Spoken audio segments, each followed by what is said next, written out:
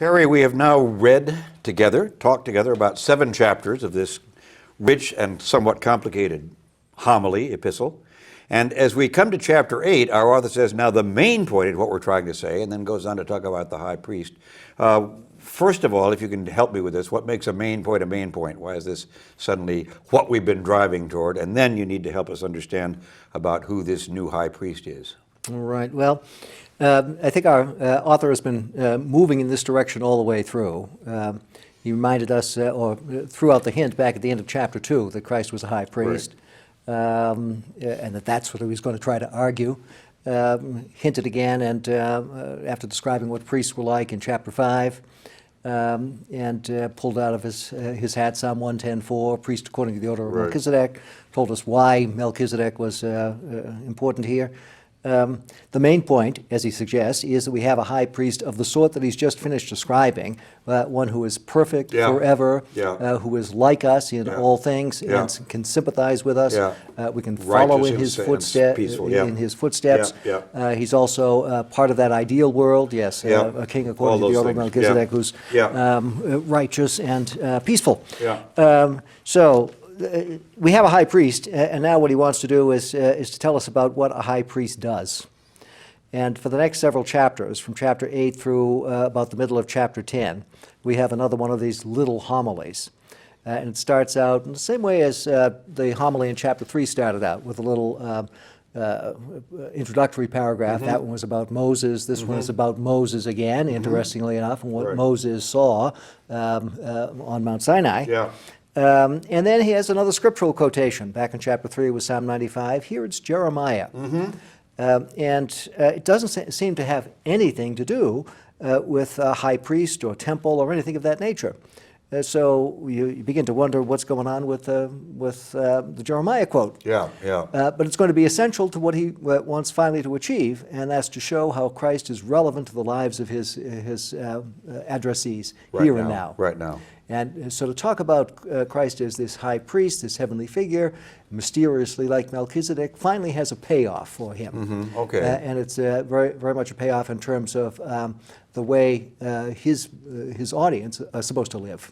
So that's where he's going. No, that's very helpful. And then he does an exegesis of the notions that he's thrown out in the beginning of chapter 8 and in the Jeremiah quote. From chapter 9 through roughly verse 10 of chapter 10. And it's a nicely balanced set of reflections, balanced in almost the same way as the little sections were in the homily in chapters 3 and 4. So you can see how his homiletical mind works. And it works here through another rhetorical device of antithesis, setting up oppositions between heaven and earth and new and old. Those are probably the two most important oppositions that he plays with. And he finally collapses them into one as he interprets the significance of the Jeremiah quote. So he's getting into this, this whole business of showing why Christ is a priest, and he does so in that elaborate, formal way. And Christ is not only a priest, but a high priest. And the characteristic act of a high priest is what the high priest alone can do, and that's the ritual of Yom Kippur, the Day of Atonement. And so whatever it is that he wants to say about Christ has to match that in some way. You can think of it as typology if you want. The old looks like this, Christ looks like that. There's some sort of connection between the two, and we can learn from the parallels he suggests. So that's what he's going to be doing, talking about Yom Kippur and showing how it applies to the death and exaltation of Christ. And how the great Yom Kippur is Christ's Day of Atonement. That's very good. This is just to help me understand that this business about the shadow and an earthly tabernacle and a heavenly tabernacle, is that Plato? Is that Philo? Is that Jesus? What do we got going on there? Well, first of all, it's Exodus, and Moses supposedly sees the tavnit, the plan for the desert tabernacle. God shows it to him. And what that tavnit was it an architectural drawing? Was it a scale model? Or, it's a little bit unclear, and it can be imagined in different ways. But one of the things that's going on here is an appeal to reading of the symbolism of the temple that we find in a lot of Jewish sources, the temple which symbolizes either the world or heavenly spaces. And so what the author has in mind is the fact that there was an inner portion, the Holy of Holies, and an outer portion, the holy area of the tabernacle, and later of the temple. And it was only into the Holy of Holies that the high priest could go, and that only one day a year. And so he maps that onto the world at large in one of two ways, and both of these ways are attested in contemporary sources. That is that the world as a whole is kind of a temple, and the Holy of Holies is heaven. And so where Jesus goes when he ascends is into that Holy of Holies. He also, though, says that Jesus passes through the heavens. And it may be that he has in mind a notion of a multi-tiered heaven, and God's throne is in the highest tier or something, which would be the Holy of the Holy of Holies. Right. So, but in any case, the final point is that Jesus gets there. And all of this business about Jesus having been enthroned at the right hand of God that we had from chapter 1 on is now mapped onto the Day of Atonement ritual. Okay? So that what happens in the ascension of Christ is analogous to the high priest going into that Holy of Holies. Good. So that's where we're going to go with all of this. That's good. Now, as a high priest, Jesus is a mediator, he tells us, and what he mediates is a new and better covenant, and that's something for the last days. That's a lot of stuff to kind of It's a lot of stuff. We've seen our homilist mixing metaphors before. Remember the business about the anchor that penetrates into the inner sanctuary, which was anticipating the scenario he's going to be describing now. So we see him playing with stuff and mapping things and interweaving different notions together in a very complex and interesting way. This is where the Jeremiah quote becomes important. Because the Jeremiah quote, which is the longest citation of any passage from the Old Testament anywhere in the New. Is it really? Is from Jeremiah 31. And it's about a promise of a new covenant written on the heart.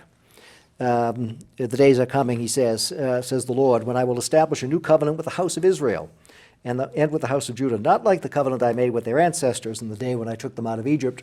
Remember chapters 3 and 4. Absolutely, right. For they did not continue in my covenant. Remember the desert generation. Falling aside, absolutely terrible generation. This is the covenant that I will make with the house of Israel. I will put my laws in their minds and write them on their hearts. So it's an interior covenant. Right. Now, what Jeremiah probably had in mind was a renewal of the Mosaic covenant, not something radically new. But our author takes this out of context and says, no, it's a new covenant. Brand new covenant. Brand new. Although there's continuity, obviously. Continuity. But this He's is going to not insist just on Moses that again. later. Right. It's not just the Mosaic covenant. And we know that there were other Jews in this period, the people of the Dead Sea Scrolls, who thought of themselves in the light of this passage and said that we are in the community of the new covenant. So I think what our author wants to do is to, in his final exhortation, get the community to think about themselves as the people of the new covenant. And having the model of Jesus as the one who was in the covenant relationship with God in the first place will serve his hortatory needs toward the end when he tries to get people to think about what all this means for their lives. So the covenant notion is going to be a very important one. And after doing his analogies on the old Day of Atonement ritual and the new Day of Atonement ritual in chapter 9. First of all, describes the old tabernacle. The action of the priest says it has some sort of symbolic relevance to our own time. And then talks about Christ going into heaven, carrying his own blood there. Not the beast, not the blood of beasts. Not the blood of beasts. So he does all that setup. And then in chapter 9, verse 15 and following, which is precisely the center of this whole homily, he goes back to Jeremiah and to the covenant. And so now, all of a sudden, you begin to see what the relevance of the Jeremiah passage is to what's going on in the death of Christ and the Day of Atonement. But this all is based ultimately on a pun. So it's because I noticed 15 and 16. We suddenly we got a covenant, and then we got a will. And where does that come from? Where does that come from? There's one word in Greek, diatheke, which can refer to a number of different kinds of legal documents. It can refer to a will or a testament, and that's probably its most frequent use in ordinary Greek. It can also refer to an agreement, a covenant. Yeah, as we would okay, say. yeah. And the covenant that Jeremiah is talking about is the kind of covenant that we have in the Old Testament, where God is in agreement with his people. Yeah, He contract. gives them a gift Yeah. and requires their Yeah. obedience, and they submit and accept. Yeah. So the first thing you think of when you hear the Jeremiah prophecy is there's something like that that's going to be arranged. Right. A covenant relationship. God gives what? The gift of grace, the gift Yeah. of his Son, the gift of forgiveness. But the author says, no, this is a diatheke that's a will. Yeah. And a will is something that gives you an inheritance. Yeah. He had sowed the seeds for this. Well, we had that way back with the when. sons and daughters and brothers and sisters. Back Yeah. in chapter 1, the introductory paragraph, which indicates that he knew where he was going to You go. know, with yeah. all Well, this. let's see. It seems to me there's so many indications Right. of that this is mapped out. In any case, what we have here is Jesus' death interpreted as what happens in giving a will. Yeah. In order for a will to be effective, the person who makes the will has to die. Right. He says that, Right. just Yeah, yeah, simple yeah, yeah. legal reasoning Yeah. in chapter 9, verses 15 and 16. And so he says, what we have in the death of Jesus is that sort of situation. He has died and he has left us something. And what has he left us? He's going to come back and give an answer to that question a little later on, all right? But what he does here is to assimilate that death, understood as the leaving of an inheritance, and the covenant inaugurating sacrifice that we get in the Torah, where Moses sprinkles the holy things with Right. blood of calves and goats and all of that stuff. That assimilation of the two things, a will and a particular kind of sacrifice, different from the Yom Kippur sacrifice, puts three things all together in one Okay. big package. Yeah. Okay, and it's that package that the author is trying to get people to see and to buy, in order to understand what the relevance is of Christ to them. One way of thinking about this is that what the author is doing is wrestling with the issue of how Christ's death forgives sins. Mm-hmm. Paul assumes it. Right. Yes. He uses the language Yeah. that appears here for the Yeah. hilasterion, Yeah. or the mercy seat, where Yeah. blood gets sprinkled. And on the Mark Day of certainly Atonement. hints at it at one point. Mark hints at it when he talks about the death of Jesus as a lutron, Yeah. a ransom Yeah. for many. Yeah. But exactly how does that work? Right. Nowhere in the New Testament do we have it spelled out. Yeah. And theologians for 2 millennia have been developing theories about what goes on. Yeah. I think our author is wrestling with that a little bit. And he's going to give an answer to it on the basis of two things. That is the Jeremiah quote and the assimilation of covenant inaugurating sacrifice to the inheritance that Christ gives us by his example. Okay. And it's the covenant involves an act of divine grace in just forgiving sins. There's no quid pro quo. Right, it's right, not right, the, right, the right, case that right, yeah. the blood is a ransom for sins, or no vicarious suffering is involved here. It's a gift of divine grace. God says, I'm going to forget sin. I will remember sin no more. Divine amnesia. Yeah, will yeah, hold. yeah, absolutely, yeah. But along with that comes the example of faithful obedience to the one who acts so graciously, and that's Christ. Very good. And the two hang together because of the mixing of metaphors, the bold mixing of metaphors that we get here in chapter 9. Very nice, very nice. Let me ask you a question which is not a side question, but which backs us up a little bit. Once again, when it comes to quoting Jeremiah, he does the assumption that the day of which Jeremiah is speaking is not back there sometime, but a present day. So when Hebrews quotes Jeremiah and says, "The days are surely coming, says the Lord, when I will establish a new covenant," and this may be unanswerable, but it's all yours at this point. Is that mine now? Is the here? Is this the day, or is that still to come? Do we live? Where are we in terms of the fulfillment of Jeremiah's promise as we sit there in 60 A.D.? 60, Right. I think from the point of view of our author, a new covenant has been established in the death of Christ. Okay. But the covenant points to a hope, and the inheritance involves a hope.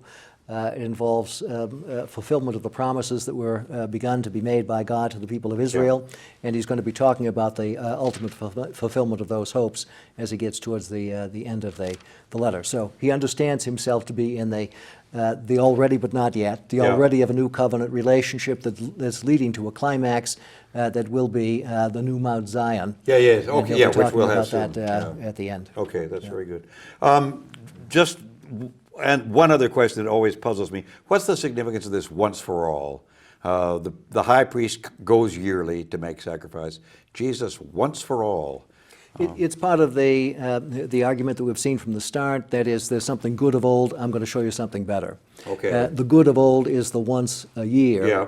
But it happens every Yeah, yeah, year. yeah. And if one is to be valorized over many, as we've seen him do on a couple Right. of occasions, Right. and it may be reflecting some sort of philosophical commitments, who knows? Yeah. But in any case, once for all is really just Really, once. really, really good. Really Yeah, one. yeah, yeah, yeah. Okay.